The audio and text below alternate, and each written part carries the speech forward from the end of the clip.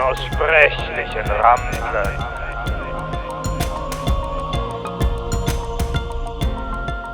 My name is Marco Visconti, and through this podcast I will invite fellow magicians, occultists, artists, and mystics to ramble along with them and my supporters on Patreon. By doing so, I hope to introduce you all to a much wider perspective on magic than what we get nowadays from occult social media, which is frankly beginning to feel very stale, repetitive, and uninspired. If you want to be part of one of the next episodes, join us on Patreon at patreon.com/Marco Visconti by pledging at the Yesod tier or above. And now, on with the Unspeakable Rambles. Good evening, everyone, or good day if you are on the other side of the Atlantic, and welcome to episode 10 of Unaussprechlichen Ramblen. 10 months in, I'm still not able to pronounce the name I chose for this podcast. That's a classic Marco thing for you all. Tonight, we are joined by my friend, Meredith Graves. And as usual, I will introduce Meredith the way they introduce themselves. Let's start by saying that Meredith Graves is a multidisciplinary artist. She is a writer and also a working witch of over 2 decades. Following a crooked career trajectory from dishwasher to seamstress to singer in bands and host of MTV News, they currently serve as director of music and head witch for the premier crowdfunding platform Kickstarter, launching, in fact, their Magic and Divination section to the public recently. When not helping esoterically minded folks around the world secure the necessary capital to realize their dreams, Meredith is a devout student of occult history and tradition, as well as a Feber artist and true crime enthusiast. Well, welcome, Meredith. Hi, Marco. Thank you for having me. It's very nice to see everybody. Well, it's very nice to see you again. Last time we spoke on Zoom, it was about, if I'm not mistaken, we were discussing Golden Dawn ritual garb and attire. And that's the kind of stuff we're up to, right? It sounds like us, yeah. Yeah, exactly. But I think we're gathering about the sleeves of the 1890s and Exactly. how sleeves kind of mimics the growth of, spiritual awareness and the Exactly.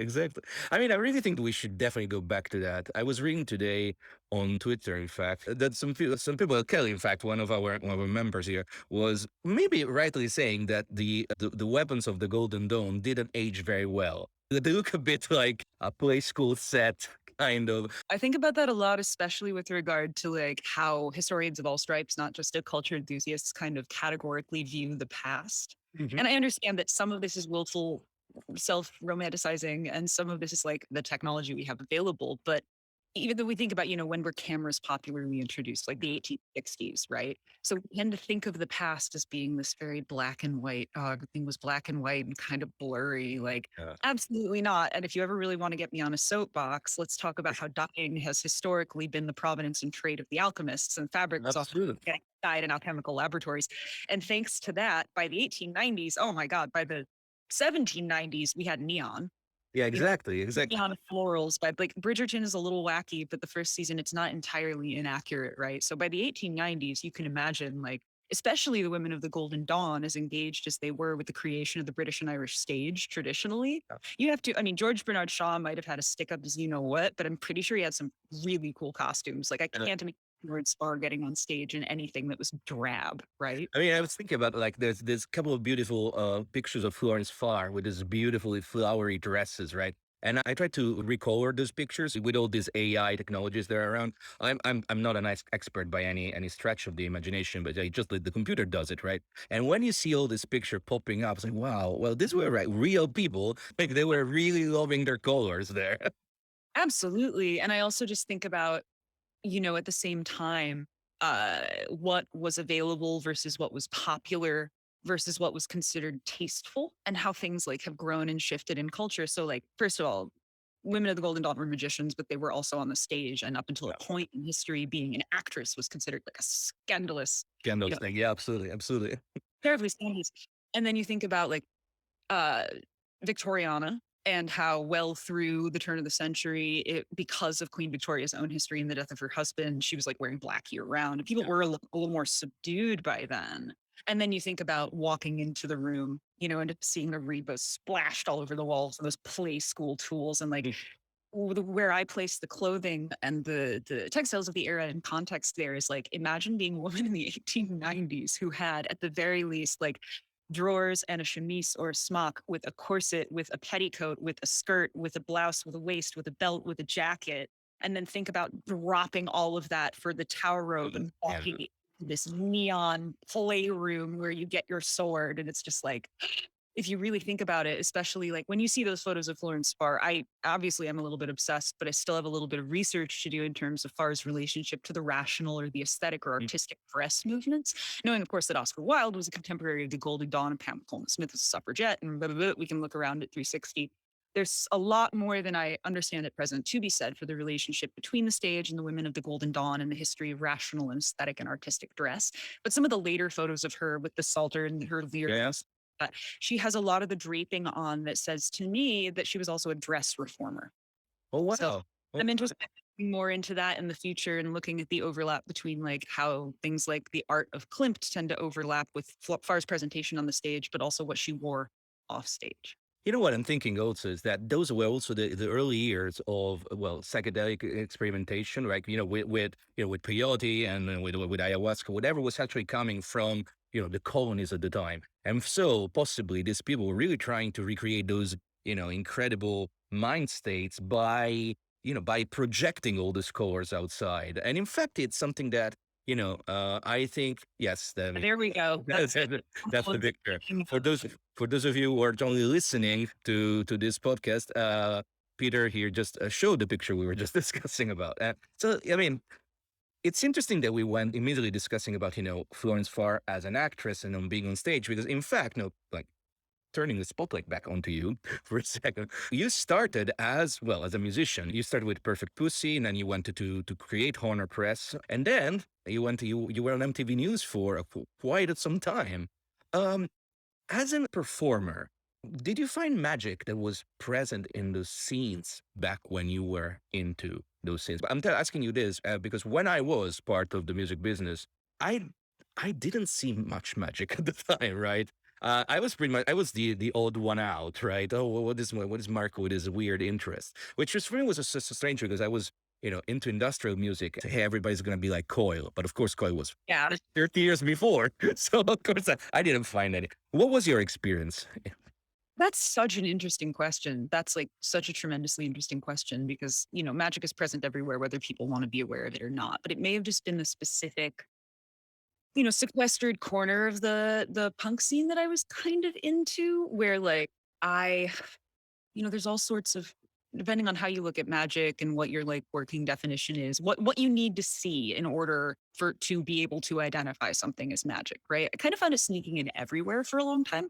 And I think that may be by virtue of the fact that for a long time I was like deeply involved in the DIY hardcore punk scenes where a lot of the lexicon of anarchism, especially as it was prevalent in the early 2000s and 2010s, was like very richly imbued with magic. One of those seminal texts getting tossed at your face like a frisbee constantly in those days was the Crime Think text Days of War, Nights of Love. And it was all very like,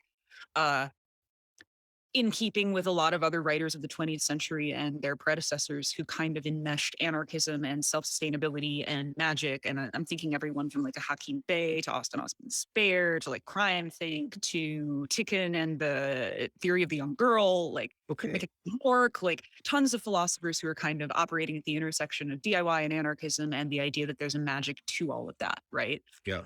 So when I came into it, it was very much, hardcore for hardcore's sake. But at the same time, these were people who had an interest in, let's say, herbal medicine. Okay. And there were inroads there, or self-sustainability necessitating agricultural knowledge or farming, or specifically organic farming. Like we can't really talk about that without getting into the Farmer's Almanac and the history, planting by moon cycles. People didn't necessarily always engage with it actively, but it wasn't like I didn't see it, right? And also there's just like, there's a natural magic to performance that'll come through, whether you're like a person who's actively engaged with magical thought processes or practices or otherwise. What I will say though, is that when I when I was in bands coming up, I was obviously very actively engaged in the world. Like I say a couple of decades plus, but like it's not really that much plus. It's like 21 years instead of like 29. But I became like intimately aware of magic as a real world thing that people were still doing by the time I was 10 or 11 years old. And so now I'm in my mid 30s and I'm kind of like off to the races. So by the time we were writing the Perfect Pussy album a few years ago, I was way more actively engaged with it. And so that whole album, like with the right eyes and with the right ears, you'll see a ton of Easter egg. Like there's references to specific astrological events happening while the album was being written and like patterns of thought. And there's quotes from like the more occult works of Barth. And like the whole thing is like kind of rich with what I was engaging with at the time, in addition to being a partially channeled text in and of itself. But Okay. after that, and then going to MTV, consciously or otherwise, I guess I put some sort of signal out whereby a bunch of other magical music people found me. And so since then, in like the most like 4 or 5 years ago up to right now, I have been lucky enough to actually be in contact with a bunch of other magically minded people in music. And they're doing everything and then some. You know, some of these people are scoring films, and some are playing in weirdo bands, and some are jazz musicians, and some are ceremonialists studying classical musical theory, what have you.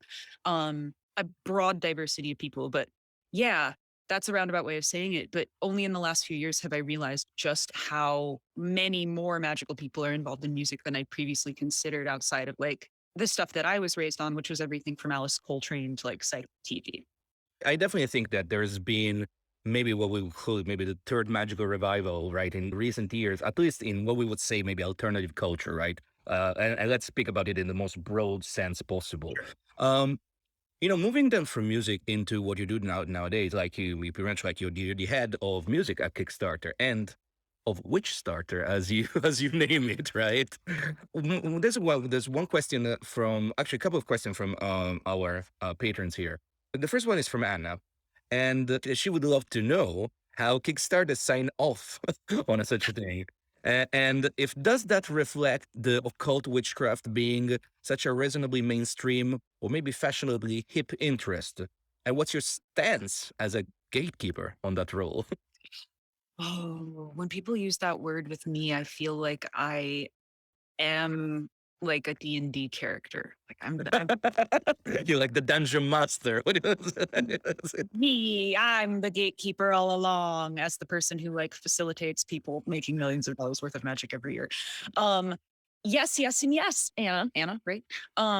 Really good question. So how did Kickstarter sign off on this? It's actually really awesome. So I've been at Kickstarter for 4 years this May, and I was hired on to be the director of music. But by virtue of my awareness of Kickstarter, I knew pretty early on, like, this is a place where a lot of people go to make and get independent tarot decks. And especially as a person who's interested in the famous sacred magic of the Golden Dawn and stuff like that, I'm very interested in novel cultural evolutions of the tarot. This is and women's work, especially. So this is something I'm very interested in.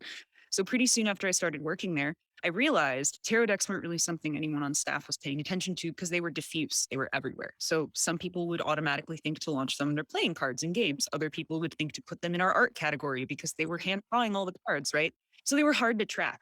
I started in my earliest days there to kind of put together a really simple tracking system where I could start collecting tarot projects so we could look at them just as tarot, right? Yeah. And very, very quickly we realized there's a ton of money here.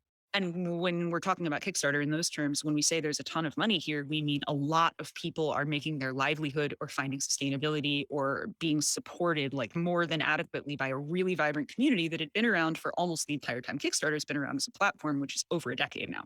Yeah. So by tracking those things for several years and then taking that to the company, all the while I had started to kind of toe around like, hey, so I know I run the music department, but since nobody really knows about tarot, I know that this artist is going to launch a project and it's really big. So like, do you want me to just jump in and help them? Okay, cool. That goes well a few times.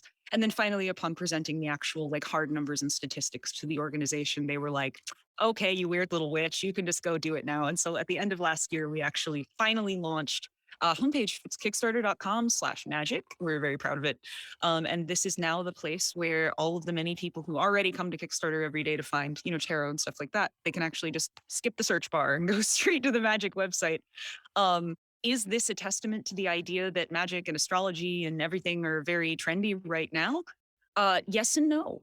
I think maybe now is the best possible time to pitch something at any company like, hey, I'd like to launch a magical vertical. But at the same time, I wouldn't have been able to do that if I hadn't had pretty hardcore evidence that it's been happening, at least on our platform, for over a decade. And so, as with everything else that we in our like interior kind of mindset club tend to think about magic, yeah, maybe going through a spike of public social interest right now, but also just we've been interested in it the whole time. And With so all the there's, time, yeah, absolutely. yeah, we capital W have like been here for quite a while. And now that like a ton of other people are getting interested in it too, it's actually, yeah, it's a fantastic time to build a new tool to uplift our community.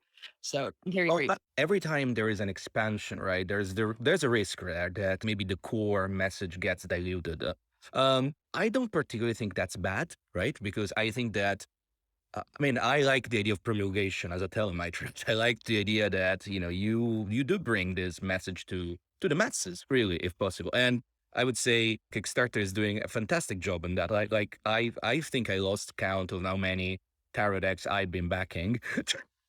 So and I guess everybody here in the community is like, for those of you only listening to this, there's a bunch of people on our Zoom call saying yes with their heads nodding right now. Um, is there a risk of too much dilution though? Do you think that there's be too much of a good thing, pretty much? Is there a risk of dilution? That's what, again, it's just like such a fascinating question, right? So it's a fascinating question, and that's kind of my answer. Is what a fascinating question, Marco, because it's not really a question I've ever considered. Right? What I'm thinking of more, and forgive me, I've gotten in trouble in the last week for like thinking my interior thoughts out loud, but bear with me here, right? Well, wait a second. You're in good company. If this becomes a moment of dilution, I am interested in that as a unique moment, because the way that I'm looking at this right now is just in terms of, yeah, it could be that, but it could be a lot of other things, right? And what I'm most interested in is the fact that we all are able to acknowledge that in this moment, no matter why it's happening, because there's a lot of conjecture, an economist will say one thing, a sociologist will say another thing. Something is happening, right? Now, why this interests me, and why I would say, if I had to put it very simply, if I only had 10 seconds, I'd say, no, I don't think it's a delusion. And here's why. Mhm. Last, and we're really kicking it back to this like 1890s a lot already. Like 50 minutes in, we're just like living between the 1890s and now, right? So if you look at the modern history of tarot, and this is the one magical class that I teach once in a great while when I am pressed, is how to read tarot through a historical lens, right? Sure. So the last major revolution in the history of the tarot would have been sometime between like 1890, 1910, 1915, which is when the Golden Dawn revealed their, ta-da, it was magic all along. And now we're going to make this system of understanding the tarot and its arcane meanings very public. And then the release of the Rider-Waite-Smith deck, right? So that was the last time a tarot technology became publicly available to the masses, as it were. Since then, yeah, Crowley released the Thoth Tarot. Cool. We had a couple of decks throughout the 20th century when there were like little minor peaks of it. We had the Aquarian Tarot in the 1960s, and at some point the Hermetic Golden Dawn Tarot, whatever the black and white one is, that was released. And like we've seen a few more. Obviously, we had Atea decks, and we had Mother Peace and decks like that. Oscar Work as well released one. Yeah, I mean, yeah. Yeah, 60s and 70s, there were moments, but by and large, nothing changed after the reveal of the Golden Dawn system. We were still we were all those other decks. We were kind of still building off of Rider-Waite-Smith imagery. The Aquarian Tarot uses that image set, it uses that meaning set. And throughout the 20th century, all these decks that would come out and like hit peaks occasionally would be built off the Rider-Waite-Smith system, right? So where are we going from here? It took not only the advent of the internet, but advanced internet communication technologies, and in my research and my estimation, which I think I may be one of the only, if not one of the only people in the world doing this research, even as a lay, like org-backed researcher instead of an academic researcher, crowdfunding platforms actually, and their emergence on the internet, have brought about the next tarot technological revolution, which is the most, notable thing to happen since the 1890s and the 1900s, 1910s, which is it's facilitated what some may see as a dilution. But me, as someone who's reading a line through history, I actually see it as it's the first time ever that people have had the capability to make their own decks. Yeah. And so if it is a dilution, we will see. But for now, it's just the first time this has ever happened. There have never been this many decks on the market, and it's never been easier for the individual to actually put their flag in the ground. So is it a dilution? Could that be a good thing? Is another question that I ask. Is the flip side of this horseshoe going to be people pulling back from the extravagance of being a deck collector, for instance, and using this like open faucet pouring down on us of new developments and new decks will that lead to some people taking on a more honed search for meaning in the end? Like, cool, interesting. But that's how I tend to look at it, is if it is a the first one ever, and it's unprecedented, and it represents the first major shift in tarot culture in the West in over 100 years. You're making an excellent point right there. And I'm wondering if between all the decks you've been overseeing as your Dungeon Master character, right? Have you seen anything that's really breaking the boundaries in the sense of creating a new language, right? Because, of course, as you said at the beginning, the Golden Dawn was selling what we know to be a myth, right? The idea that there was the secret code of the universe was found in the correspondences of the tarot. And I guess that right now we can be very honest with each other all here and say, well, that's a map of reality. It works. It's very coherent, but it's not the map. It's one. Have you find anything completely new, like something that brings a completely new set of correspondences to the game? Wow, that is such a fantastic, truly a fantastic question, because that is kind of the you really got to the chase there. That is kind of the nexus of what I teach, which is that the Golden Dawn system and the meanings that are attached to it are fantastic up until about the third. Well, why is that? And then eventually it doesn't take long to get to a point where, because some men said so, which is like a terrible reason for believing. Why does the Seven of Wands mean this? Because a guy decided. Like, that really kills me. But at the same time, because of how refined that image system is, it's difficult to say just outright replace it one to one with a picture of a motorcycle. Like, you also, like, you can't really do that. I don't believe anyone should have to memorize. Just also knowing how long the tarot has been around and how mass literacy is still a global pipe dream, literally to this day. I also don't believe that people have been reading tarot this whole time, and the only people who've ever been able to do it are people who could read, because that's not only impossible, it's contrary to the exercise. Yeah, right? absolutely. Yeah. When I think about cards that have, I mean, I guess the real answer would be not to hone in on something that I like personally can spotlight, but to again highlight the diffuse plurality of decks available and to see how many different things can resonate in those same ways with people. So, like, an amazing example from one of our creators on Kickstarter is from Beehive Books. It's a deck called Botanica, the Language of Flowers. Okay. And it's like, it's one of the most popular decks ever made on Kickstarter. It just has the title of every card on it and then a corresponding botanical floral imagery. And I struggle with this deck. It's one of the most popular decks ever made, and I struggle with it because you have to know and be able to like mentally assemble so many things. And maybe someone who's got a very intuitive relationship to like flowers or floral arranging or something like that may have a better time of it. But I find it amazing how many people have connected with it and managed to do really beautiful, really effective things with it. Because for me, that one's a struggle, but it's one that stands out in my head as being particularly awesome. I also just love uh people's kind of there's a really harmless tack you can take on the kind of generality of things, which people love in the world in general, just like everywhere else. People love to put cats and dogs in things. And so seeing like, this is my dog, the Rider-Waite inspired deck, or like the magician is a golden retriever, and this is this, like, that's always very cute and very innocent, because it kind of like immediately respects while undoing the, well, why do you think that work of like our forefathers with all of their, extreme innate Well, knowledge, not in dreams and various other ways. So, it's funny you mentioned cats and dogs because I do have the Tarot of the White Cats, and it's one of my favorites. yes. Marco, you're such an evil Telemite. Why do you have this? I love cats, and I got the one of the white cats, not the black cats. They're both, right?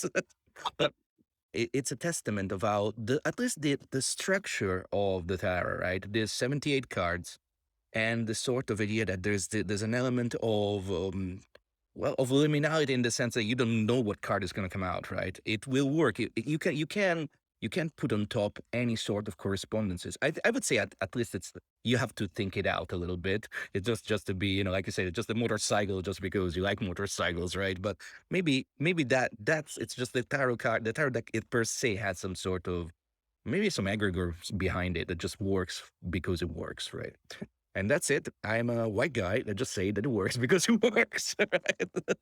Congratulations. There's some sort of ancestral approval going on somewhere, right? Yeah. Fantastic. All Fantastic. of humanity. That's our guy in the hole right there. Continuing on. I think that from here, the next question that I have for you, well, we're going to move maybe into some spicy territory. Um, We discussed, let's say, behind closed doors from time to time, what we say, what we call like the state of the union with the culture right now, social media, et cetera, et cetera, et cetera.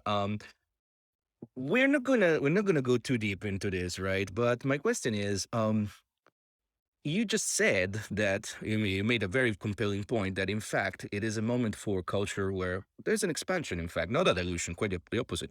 A lot of people are drawn to it. As I said, you can see you have the data through Kickstarter. A lot of people are actually spending good money into it, and that's because there's a lot of great artwork, great projects being funded. Um, so why is social media so toxic then? Why is social media and basically it's almost like the other side of the mirror, right? In order for all these little creators or big creators from time to time, these artists, in order to for them to actually to give life to their projects, they have to use social media. Unfortunately, it's a bargain with the devil, right? So why do you think it happens that a lot of the discourse on Instagram and Twitter, Facebook, nobody uses it anymore, obviously. But let's say in all these other platforms, why it's so toxic?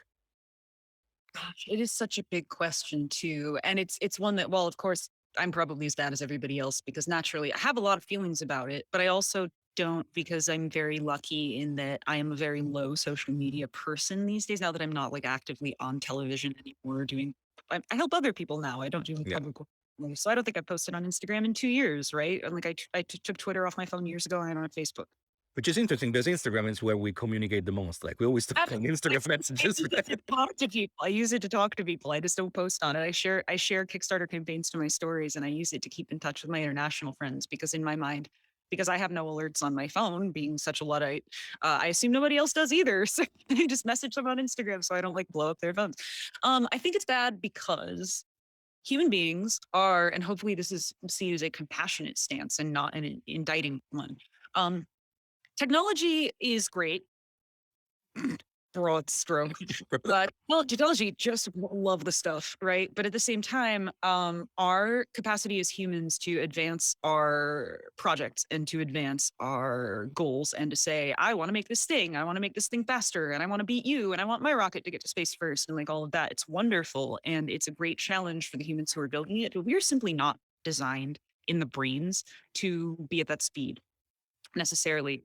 And so the one among many reasons that I think, social media can be particularly dangerous is because it's a volume of information being shoveled onto people in a very flat way. So like anyone who goes to Instagram right now and searches for witch stuff or witchcraft, it will decide at first that there are probably some tags that anyone would want to see. Like, what are the biggest hashtags related to witchcraft on Instagram? Those are what'll be recommended, right? People can tag whatever they want. And I keep finding myself using this wording lately after working in and around data for 4 years, which is we know, but we now can prove dot dot dot, like things we all know are true, but that actually we now have evidence to back up, like beyond just our direct experience and human understanding. People tend to latch onto the first information they're given, and when there's scads of information just being dumped by the bucket load into popular hashtags, they just have to be popular. It means popular hashtags about witchcraft or astrology or culture, whatever, are being overpopulated with wild ass ideas. And dot dot dot, in one extreme case, this is how we end up with people like the QAnon shaman, real, who I recently watched an interview with him from jail where he does a fabulous job, disgustingly enough, explaining the role of the shaman in the prehistoric community and how people have it all wrong. And this, that, I'm sitting there, I'm like, I'm not vibing with this. I'm not vibing with this. This isn't getting to me. No, no, no. How does he know so much? And then after a point of engaging in this like weirdly rich conversation with the host about the allegorical nature of alchemical texts, he pivots to, but then they really started to drink the blood of children. And I'm sitting here going, no, like at the top of my lungs, like, it has to keep, you must extend it, like keep going, and you start to see how like one person who hits one stopping point can become a wrench in the whole mechanism, right? That is why I think the internet is dangerous, is because you get one wrong, vulnerable person on the wrong day with something that was just designed to populate a popular hashtag. Mhm. You've got flat earthers, or you've got the satanic panic, and this isn't necessarily, again, like when we look at what we call social media now versus media, popular social media, like newspapers and television and radio and stuff and talk shows in the past, it's a different means of communicating the same kind of stuff we always have. And because of dominant voices, maybe it was Geraldo in the past, maybe it's the recommended or the explore page now, people are really, really, really apt to, just because of how we're wired, very innocently, take on the first thing we learn. And so because of our ability to pollute those channels, and because of some bad actors, some of whom may also be totally innocent and themselves just promulgating misinformation, Yeah. it's really dangerous. And but then again, it's what I'm stressing here isn't that social media is dangerous, it's that social media has provided us an accelerated route, like shoots and ladders, like zoop, route right to the bottom of the garbage pile. Because in the past, of course, if you gave, a brand new person, like, give them a Blavatsky book, give them the Book of the Law, and then give them like a Phil Hine book and say, read all three and pick which one you like best, right? What they like best is not going to come from their preeminent magical experience. It's going to come from their life experience up till that point. And something will end up shaping their decision towards like one teacher. And that's not like meant to be a triumph there. That's just three examples of three pretty radically different occult sort of methodologies, right? Something will grab that person. When more and more, now 30,000 things are being thrown in your face all of the time. And a lot of it is, the other thing about this, of course, that kind of goes without saying, kind of doesn't, is that what we also have here is unempirical things. So if you catch something early enough and it's just, horoscopes, stuff like that, somebody reaches out to you and gives you some misinformation about astrology, or worse, your consumption of the media has led you to believe that zodiacal prediction is astrology, and that's the hard limit of it. And you just end up in a position where the second someone asks you, yeah, well, why is that? It kind of falls apart, which leads to schema shattering and stuff like that. So I said I was going to try and make this brief. I'm physically incapable of making anything brief, but I think Welcome to the club. a lot of this is dangerous because of the way our brains absorb information and the accelerated rate with which social media pumps stuff in front of us. Face, yeah. For people who are actively trying to engage with a discipline or disciplines that are really truly rooted, it's like the one thing, if you live the rest of your life by empirical evidence and you live in the real world and you enjoy all of that, it's like this is the one place where your intuition has to be firmest, because you are the final arbiter of what flies and what does not. Yeah. What you get pumped into your brain at first is really going to affect that.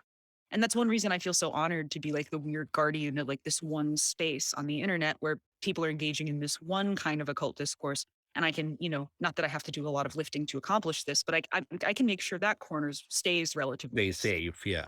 Not that I'm the sheriff who has to clean it up, because it's pretty awesome, but like, I can keep an eye over this corner of the garden, make sure it's still good, when, a lot of other people are using the existing accelerated technologies to spread some pretty nasty ideas. Speaking of nasty ideas, right? And then I guess this is gonna be maybe the last topic, and then we can just wrap this up. I could not, I couldn't miss the fact that you mentioned, acceleration down the bottom of the pile. There's one philosophy that's been becoming more and more shared in the occult community. Of course, it's nothing new. It dates back to the late '80s, and it's called accelerationism, right? By the guy who came with this idea. It's Nick Land. I'm not gonna. I mean, we discussed it privately before, but do you think that the accelerationism, Nick Land's idea, could actually have been used over the last few years, I would say over the last decade, as social media expanded and became our bread and butter, the way we actually interact? Me and you, we met on social media, right? So do you think that those ideas could have been used by some bad actors to try and undermine a positive, maybe even a spiritual expansion that is definitely here? We're definitely experiencing it, but right, is there that dark side to it, which is not just all the problems that we just discussed, but actually some pointed attacks to this expansion? No, I definitely think it seems like there's two camps. And so again, I am maybe just like, not again, maybe just distressed. So as interested as I am in the public and popular association of magic and technology, I am by no means an expert in Nick Land or any of his contemporaries. I find him a fascinating like archetype of a certain kind of thinker, a touchstone for how we got to now. I think it's the horseshoe thing again, where it's like the closest ends are the people who think accelerationism, magic is fake, atheism rules, and accelerationism because magic are like more closely together than any other point on the spectrum, right? Because whether you're explicitly in that um any sufficient technology is indistinguishable from magic clerk's third law kind of zone, Mhm. or you're on the other side of magic isn't real and magical thinking is delusional, and but for some reason the NFTs are real, or like digital technologies are real, or what money is real, like whatever have you. Both the staunch atheistic approach and the it's totally numinous, just vibe with it, bro, kind of line of thinking, they're much closer together than any other point on the spectrum, right? So I think there have been people pushing from both sides. I think one thing that we may want to look out for as a community, something that I know I want to talk about all the time, and maybe I'm just looking in the wrong places for the people who want to talk and think about it with me, is something closer to like Stenger's theory of magical capitalism. And this idea being like there are a lot of interesting people doing research into not just, the stuff that I do, which is like the very blatant, obvious intersection of magic and capitalism, where I literally help people get money to do magical and occult art all day long. But I'm talking like the occult mechanisms of capital and of capitalism, everything from how advertising works in the human mind to our belief that some money is like the American paper green dollar is real, but a Bitcoin is not, or is it? Like this kind of stuff. This is all really ensconced in magical capitalism. So yeah, I think on both sides of the equation, both people who are atheistic in their pro-technology stance and highly numinous in their pro-technology, because there's so many people out here who are like, yes, let's keep rapidly escalating the existence of technology and culture because it's magic and this is what we want. And every time we get closer to harnessing electricity, we're talking about Tesla, and then we're talking about, uh, all of the like the Hadron Collider. Like, what is it that we're really trying? Blowing a rocket into space. We're gonna kick God's ass. Like that's kind of like what it always feels like, right? Like NASA, Elon Musk, okay, Jack Parsons, okay. Like I hate to be that guy, but we're right there in the pocket, right? All this technological acceleration and advancement has always come with a heaping tablespoon of magical thinking on top. It's just that some people want to say, there's never been magic. I just want to control this. I cause this magic. And then other people are like, we don't know how any of this works. We still can't see electricity. It's great. Let's blow it up. Like there's that too. I think there's aware and unaware people on both ends of that spectrum. I think they're working in concert. And I think nobody knowing who the other one is has been like a source of great angst. And also the non-communication around magic like directly Yeah. has probably led to some complications, but probably also some people making a ton of money, like on the spectrum of it. So the big thing that I want people to watch out for now, though, is, I think it's very easy, especially for those of us who think a lot about witchcraft. Yeah. In addition to, I mean, I guess, okay, so if we're going to separate like witchcraft from magic, right, we can kind of be as reductive as humanly possible with me here for a second. And we say magicians wear robes and pointy hats and we're standing in circles, whereas witches are out here in the forest and we have skulls and like dirndls, right? So if we're on this side, we tend to like self-separate. Like I'm reading books of Brapurai. I'm not like thinking about blockchain all the time, but I am definitely thinking about it. It's imperative as people on the more like cunning side of the spectrum of magical practices, do not delude ourselves into thinking we are in any way separate from technology or can avoid in that way. Because even if we have the most animistic, nature focused, rocks and dirt and bugs in my nose kind of practice in the world, we are still in every possible way meaningfully touched by this technology and paying attention to it and paying attention to the ways that capitalism still interacts with your life, often via like explicit technology, like digital technologies, but also communication technologies and transport technologies. I mean, the land is the stuff where the cars go to. It's not just nice looking sticks on your Instagram. So like there we have paying attention to that. Next wave of big brain behavior from witches everywhere would be thinking about capitalism as an egregore technology, how it acts on you. This is beautifully stated. Thank you for saying this out loud, because I think we need more of this, right? Because I've noticed so much this the obsession of the last few years we know with permaculture or animism which is per se amazing ideas, right? In fact, for everybody who lives in the city, like I live in London, you live in New York, so for everybody, like going back to the roots, going back to the land, going back to that, it's fundamental. But then I usually see it being these ideas being pushed by, I don't know, the white guy that left, he exited, and then he went to buy a farm far away from the world, where he can be, a shaman, because he bought a 10 grand shaman course on from some Peruvian people. Yeah, I know. I know. I see people here like nodding and smiling, but anyway, I think we touched. I asked at a conference once. I asked that at a conference once when people were talking about taking classes and going back to the land. And I'm like, so I'm from this place where hydrofracking is really big. Exactly. Like, what am I supposed to do? What does it say about the animus of the land around me if when I turn my faucet on, I can light the results on fire? And people just look at me like, and I'm like, I am sincere. Is what I mean by my mouth gets me in trouble. I ask a lot of sincere questions, and people are like, it's the act of asking that is so annoying.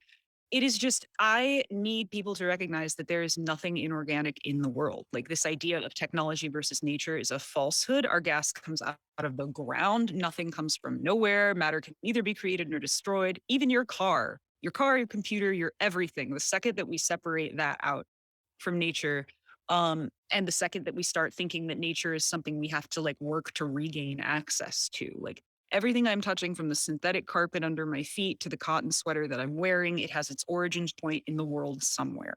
Like that would be true wizardry if we were just coming up with sweaters out of nothing and could make them disappear just as fast. But that's the whole thing. You can't avoid technology. You can't avoid nature. We are all working in concert at this point, and you don't need a $10,000 workshop to remind yourself of that. You can go outside and touch concrete. You can touch a clay pot and you're still touching earth. That's still nature. If your water is flammable, if your grass grows up through cracks in concrete, I think it is vital for so many of us to actually get in touch with that and see, like, I feel like more people would be more anxious, but maybe more well-rounded if they actually made an effort to include that in their nature and animism and personal like access to that idea. It's all nature. If we take one step further, and I'm one of those non-dualistic telemites, well, there's nothing really, right? So it's all the same thing, which is nothing. But anyway, let's not go into telemic elucubrations. This is the end of our chat. Thank you so much for being so enlightening tonight. We heard things that we needed to hear, right? So thank you so much, Meredith. Where can people find you? Thank you for having me, first of all. It was very nice to come and hang out with all of you, albeit brief. I am only a couple places that are updated very infrequently, but on Instagram and Twitter, I am at Graves Meredith. So first and last name reversed. And I do, looks to the contrary, I do, as Margot outed me on gloriously, I do check my inboxes on those platforms. I try to keep them very open and publicly available for people who want to talk to me about their current creative project, whether it will be a Kickstarter campaign or not, or anyone that just wants to talk to me about magical processes, technology, and flammable water in the real world. Once again, Meredith, thank you so much for being with us tonight. And thank you for listening. And I will see you on the next Ramble. Good night. Thanks, everyone. Have a good night.